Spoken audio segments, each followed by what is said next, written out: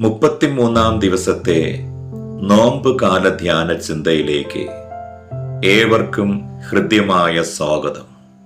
ഇന്നത്തെ ചിന്താ വിഷയം ദൈവജ്ഞാനം ശ്രേഷ്ഠദാനം. ചിന്തയ്ക്ക് ആധാരമായി തിരഞ്ഞെടുത്ത വേദഭാഗം യാക്കോബിന്റെ ലേഖനം 3-ാം അധ്യായം 13-ാമത്തെ തിരുവചനം. നിങ്ങളിൽ ജ്ഞാനിയും വിവേകിയുമായവൻ ആർ? അവർ ജ്ഞാനലക്ഷണമായ സൗമ്യതയോടെ നല്ല നടപ്പിൽ തന്റെ പ്രവൃത്തികളെ കാണിക്കട്ടെ. ഒരു വിവേകി ഒരിക്കലും ശണ്ട കൂടുകയില്ല.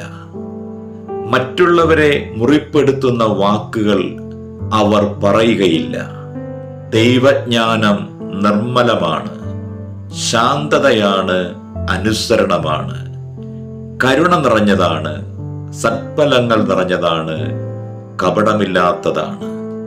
ഉയരത്തിൽ നിന്നുള്ള ജ്ഞാനം ദൈവിക ജ്ഞാനമാണ്. നാം ഈ ജ്ഞാനത്തിനു വേണ്ടി ദൈവത്തോട് പ്രാർത്ഥിക്കണം. ദൈവജ്ഞാനം എങ്ങനെയാണ് തിരിച്ചറിയുക? ഒന്നാമത്, അത് നിർമ്മലമാണ്. കാരണം ദൈവം നിർമ്മല ഹൃദയമുള്ളവനാണ്. നമ്മുടെ ജ്ഞാനം നിർമ്മലമായിരിക്കണം. ദൈവജ്ഞാനം സമാധാനമാണ്. ഒരു വിവേകി ഒരിക്കലും ശണ്ട കൂടുകയില്ല. അവൻ കേൾക്കുവാൻ വേഗതയും പറയുവാൻ താമസവും ഉള്ളവനായിരിക്കും. സമാധാനത്തിലേക്ക് തിരിക്കുന്ന കാര്യങ്ങൾ ചെയ്യും. ദൈവജ്ഞാനം ശാന്തതയുള്ളതാണ്. ശാന്തതയുള്ളവൻ മറ്റുള്ളവരെ കരുതുന്നവനാണ്.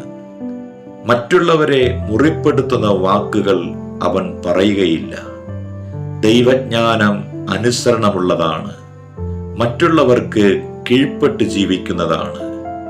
ജ്ഞാനം കരുണ നിറഞ്ഞതാണ്, സത്ഫലങ്ങൾ നിറഞ്ഞതാണ്. ആത്മാവിന്റെ ഫലങ്ങൾ അവരിൽ നിന്ന് പുറപ്പെടും. പക്ഷം പിടിക്കുകയോ മുഖപക്ഷം കാണിക്കുകയോ ചെയ്യുന്നില്ല.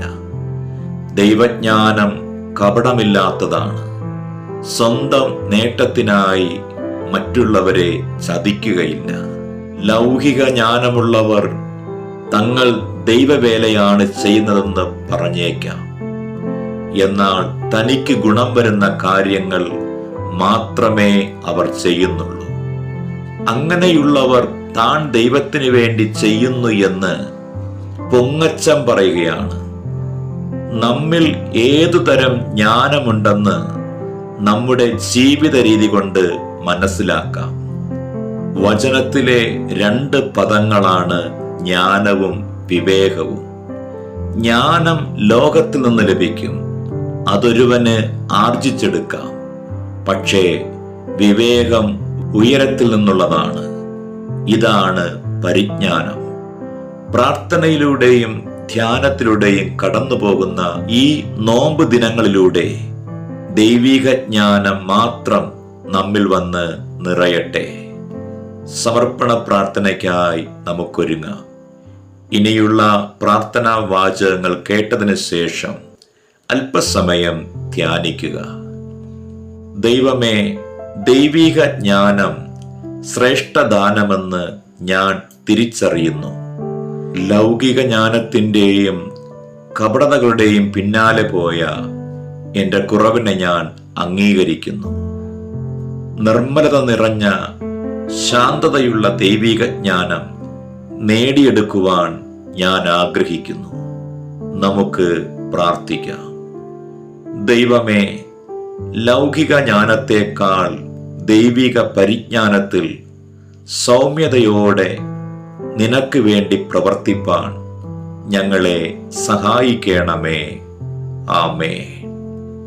മരിച്ചുപോയ തൻ്റെ ശ്രേഷ്ഠനായ പിതാവിനെ കുറിച്ച് പുത്രൻ പറഞ്ഞത് ഇങ്ങനെയാണ്: എൻ്റെ പിതാവ് മഹാനായൊരു വ്യക്തിയായിരുന്നു.